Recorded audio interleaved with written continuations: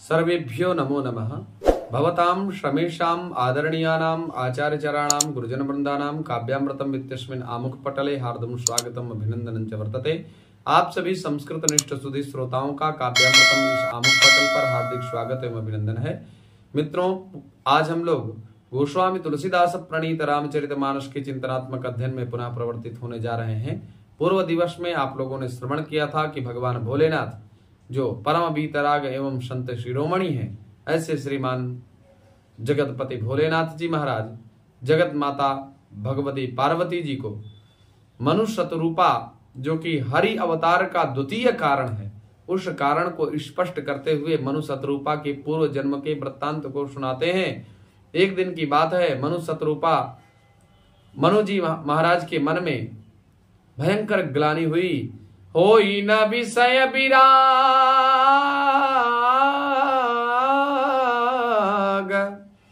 भवन बसत भा चौथपन, हृदय बहुत दुख लाग, जन्म गयऊं हरि भगति बिनु। अर्थात एक बार की बात है, महाराज मनु जी के मन में भयंकर ग्लानि होती है, चतुर्थावस्था संप्राप्त हो जाती है। ऐसी अवस्था में उनके मन में एक दिन ग्लानि होती है कि हमारा पूरा जन्म राग में ही बीता, वैराग्य का आनंद हमने ले ही नहीं पाया। तो ऐसी स्थिति होने पर भयंकर ग्लानि होती है। ग्लानि के कारण बेचारे एकदम चिंतन में व्यग्र होते हैं कि अब क्या किया जाए। तो बरबस राज सुतहि तब दीन्हा, नारी समेत गवन बन कीन्हा, तीरथ बरनय मिष विख्याता, अति पुनीत साधक सिद्धिदाता। बरबस अर्थात हठात, जबरदस्ती, राज सुतनि तब दीन्हा, जो राज्य था उस राज्य का कार्यभार अपने पुत्रों को प्रदान कर दिया। नारी समेत गवन बन कीन्हा, नारी जी के पत्नी श्री शतरूपा जी के साथ वन की ओर प्रस्थान कर दिए। तीरथ बर नैमिष विख्याता, तीर्थों में जो बर है अर्थात श्रेष्ठ है ऐसा नैमिषारण्य। क्या विशेषता है महाराज? बोले बहुत विख्यात है। और तो बोले अति पुनीत, अत्यंत पवित्र है। साधक सिद्धिदाता, और साधकों को सिद्धि प्रदान करने वाला है, इसलिए नैमिषारण्य में गए। बसई तहा मुनि सिद्ध समाजा,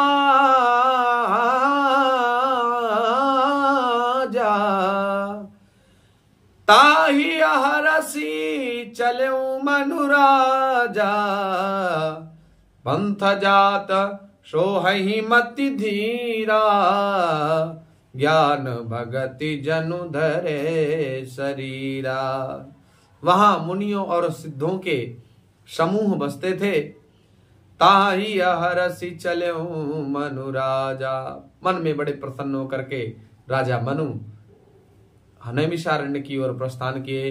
पंथ जात सोहहि मति धीरा, वे दोनों धीर बुद्धि वाले राजा और रानी मार्ग में जाते हुए ऐसे सुशोभित हो रहे हैं मानो भक्ति और ज्ञान ने स्वरूप धारण करके नैमिषारण्य की ओर प्रस्थान कर दिया हो।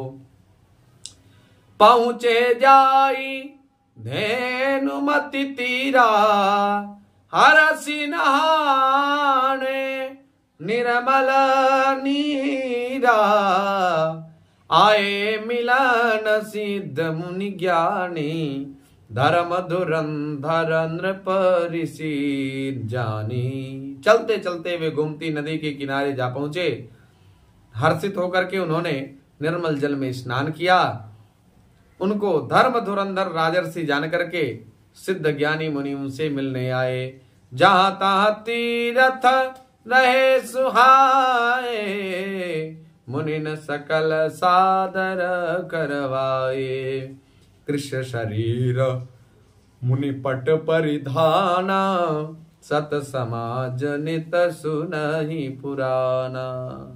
जहाँ जहाँ तीर्थ रहे सुहाए, जहाँ सुंदर सुंदर तीर्थ थे, मुनिन सकल सादर अनवाये, उन समस्त तीर्थों को मुनिगणों ने अनवाय माने आमंत्रित किया, बुला लिया।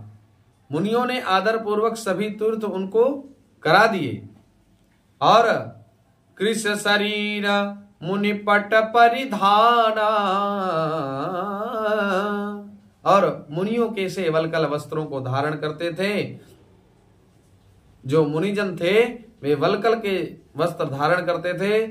और सत समाज नित सुनहि पुराना, और जो संतों के समाज में नित्य पुराण इत्यादि होता था, उन पुराण इत्यादि को सुनते थे, पुराण की कथा सुनते थे, नित्य पुराण पठन होता था वहां पर। तो 12 अक्षर मंत्र पुनि जपहि सहित अनुराग, वासुदेव पद पंकरुहा दंपति मन अति लाग। और 12 मंत्र का जाप किया करते थे। ओम नमो भगवते वासुदेवाय, ओम नमो भगवते वासुदेवाय, ओम नमो भगवते वासुदेवाय, ओम नमो भगवते वासुदेवाय, ओम नमो भगवते वासुदेवाय। इस प्रकार से जो ऋषिगण थे तो प्रेम पूर्वक इस मंत्र का जप करते थे। भगवान वासुदेव के चरण कमलों में उन राजा रानी का मन भी बहुत रम गया और वैराग्य जागने लगा। करहि आहार शाक फल कंदा, सुमिरहि ब्रह्म सच्चिदानंदा, पुनि हरि हेतु करना तप लागे, बारी आधार मूल फल त्यागे। वे साग फल और आहार, साग फल और कंद का आहार करते थे। असुमिनहि ब्रह्म सच्चिदानंदा, और जो सच्चिदानंद घन ब्रह्म थे उन सच्चिदानंद घन परमात्मा का नित्य स्मरण करते थे। पुनि हरि हेतु करन तप लागे, फिर वे श्री हरि के लिए तप करने लगे। अब बारी आधार मूल फल त्यागे, और मूल फल को, जो कंद मूल फल इत्यादि जो थे उनका परित्याग करके केवल जल आधार पर तप करने लगे। उरे अभिलाष निरंतर होई, देखिए नयन परम प्रभु सोई, अगुण अखंड अनंत अनादि, जहि चिंतहि परमारथवादी। हृदय में निरंतर यही अभिलाषा होती रही कि कैसे उन परम अगुण, जो गुण रहित है, निराकार है, अखंड है, अनंत है और जो आदि अंत रहित है, ऐसे परमात्मा का कब दर्शन होगा, कब दर्श होगा।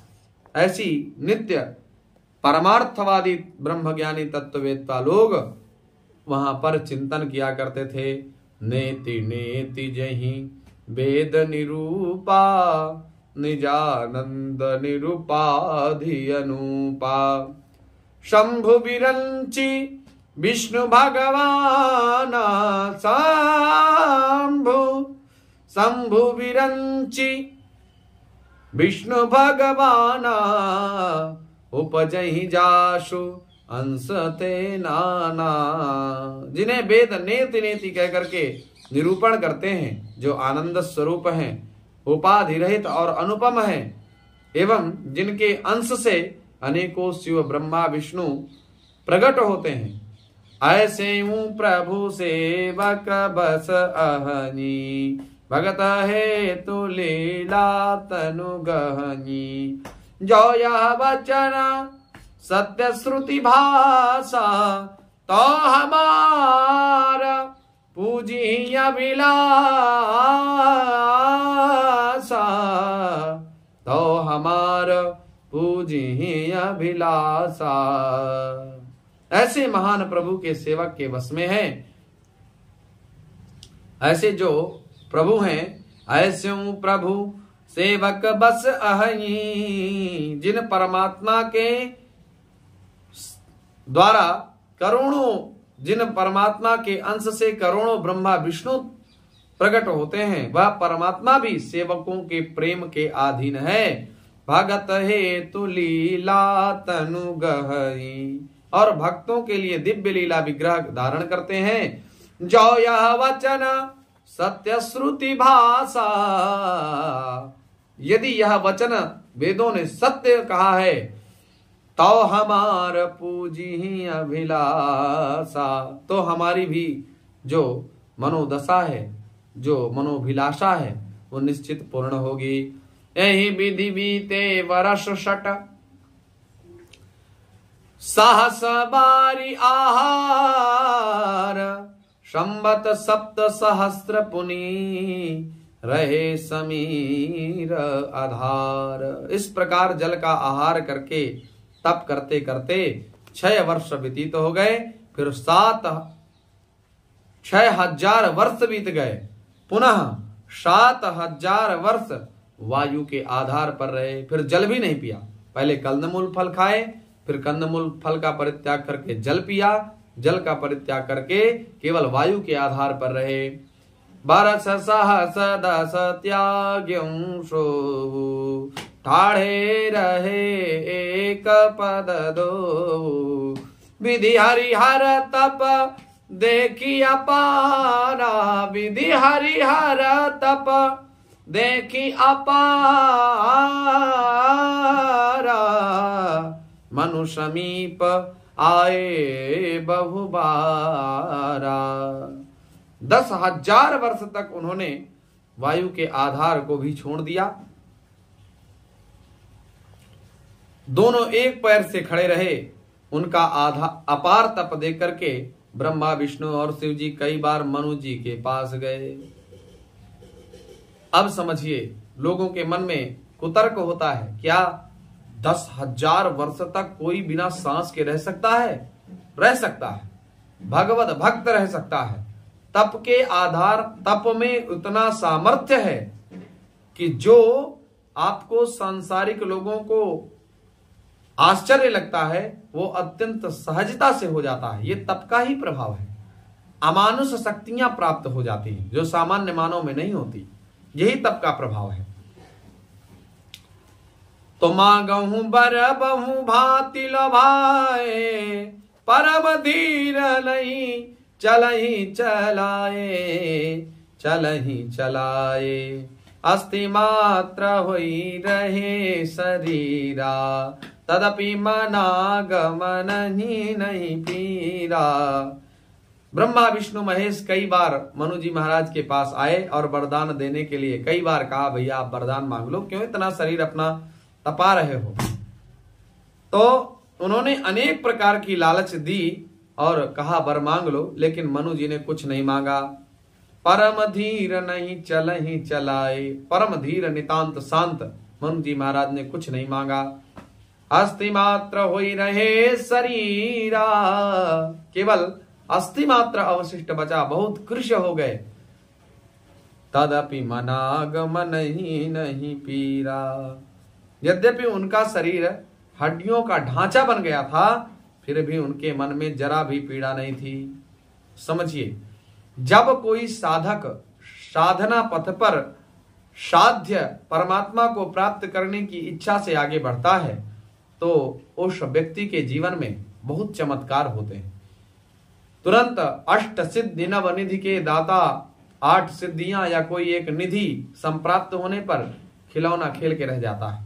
उदाहरण से देखते हैं, जैसे कोई बालक हो, वह बालक पालने में झूल रहा हो और शायद बालक रुदन करने लगे, तो बालक की पहले सामान्यतया कोई स्थिति माता देखती नहीं। जब वो काम में इतना व्यस्त रहती हैं तो कार्य में व्यस्त होने के कारण बालक की परिस्थिति पर ज्यादा ध्यान नहीं दे पाती। जब वो 5-10 मिनट रो लेता तब माता जी फिर पहुंचती हैं कि ये तो वास्तविक दुखी है, क्या हो गया इसको। देखती हैं, फिर उसको खिलौना देती हैं, शायद खेल जाए। तो बालक अगर खिलौना लेने पर खेल गया तो माता पुनः चली जाती हैं। फिर बालक खिलौने का भी परित्याग करके जब तोड़ देता है, खिलौना फेंक देता है और पुनः रोदन करने लग जाता है, तो वही माँ अपने हृदय से लगा लेती है। तो मित्रों, वही साधना पथ का मार्ग है कि जब हम साधना पथ पर साध्य परमात्मा की इच्छा से साधन भक्ति के द्वारा उनको प्राप्त करने की इच्छा अभिव्यक्त करते हैं, तो दिन रात भजन में इस सांसारिक ताप से तपते हुए, संसारानल से तप्त होते हुए हम लोग भगवान का स्मरण करते हैं। और भगवान जब देखते हैं कि ये व्यक्ति मेरा स्मरण तो कर रहा है, तो तुरंत खिलौना लेकर के आते हैं और साधक को खिलौना पकड़ा देते हैं। साधक खिलौना पाया तो पाने के बाद हरि स्मरण छूटा और वो सिद्धि, आज उसने इसके ऊपर हाथ रख दिया, बोले वो प्रसिद्ध हो गया। बोले उसको जो है वो चल नहीं पा रहा था, चलने लगा, देख नहीं पा रहा था, देखने लग गया, सुनने नहीं पा रहा था, सुनने लग गया, बोलने नहीं पा रहा था, बोलने लग गया। ये नाना प्रकार के चमत्कार अष्ट सिद्धियां और नवनिधियों के प्रभाव से हो जाते हैं। लेकिन जब साधना पथ को आगे बढ़ाते हुए साधक इन सिद्धि रूपी खिलौनों का परित्याग कर देता है, तब माता जिस प्रकार से अपने बच्चे को, अपने बालक को हृदय से लगा लेती है, परमात्मा भी उसी प्रकार से अपने भक्त को हृदय में लगा लेते हैं। आज मनु और शतरूपा जी तप कर रहे हैं। उस क्रम में जो ब्रह्मा विष्णु महेश इत्यादि देवता हैं, ये सब लोग उनको लोभ दे रहे हैं कि भैया तुम इतना तप क्यों कर रहे हो, लो वरदान ले लो, बताओ क्या चाहिए, सिद्धियां चाहिए ले लो। लेकिन मनु जी नितांत धीर थे, शांतावस्था में हरि स्मरण करते ही रहे। प्रभु सर्वज्ञ दास निज जानी, गति अनन्य तापस नृपरानी। मांगो मांगो बरु मांगो मांगो मांगो मांगो मांगो बरु भैरव बानी। परम गभीर कृपामृत शानी। सर्वज्ञ प्रभु ने जब अपना अनन्य भक्त उन दोनों दंपतियों को जाना, तो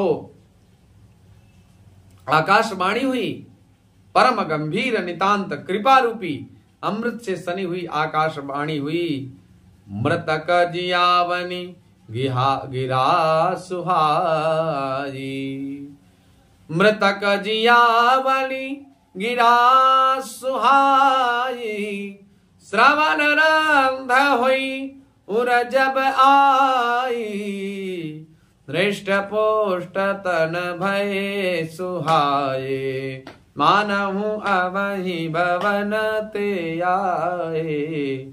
मृदु को भी जीवन प्रदान कर देने वाली जब वाणी को कर्ण पुटकों से हृदय में श्रवण किया, तो मनु शतरूपा जी नेत्र खोले और राजा रानी के शरीर जैसे वैसे ही हो गए जैसे वो आए थे, मानो अभी ही घर से आए हैं। जो कृष्णता थी उस कृष्णता का अपहरण हो गया। श्रवण सुधा समवचन सुनी, पुलक प्रफुल्लित गात। बोले मनु करि दंडवत, प्रेम न हृदय समात। प्रेम न हृदय समात। कानों में अमृत के सामान लगने वाले वचनों को सुन करके उनका शरीर पुलकित एवं प्रफुल्लित हो गया। तब मनु जी ने दंडवत करके कहा, कहते समय उनका प्रेम जो हरि चरणों के प्रति अनन्य प्रीति थी, उस प्रीति के कारण उनकी वाणी स्पष्ट कुछ खुल नहीं पा रही थी। वाणी बिल्कुल स्तब्ध थे, दर्शन करके बिल्कुल मुग्ध हो गए। ऐसे मनु शत्रुपा जी के समक्ष श्री हरि उपस्थित होते हैं। आगे मनु जी क्या चर्चा करते हैं इसका वर्णन हम लोग द्वितीय सत्र में श्रवण करेंगे। पुनः आप सभी लोगों का हार्दिक अभिनंदन, वंदन, नमो नमः।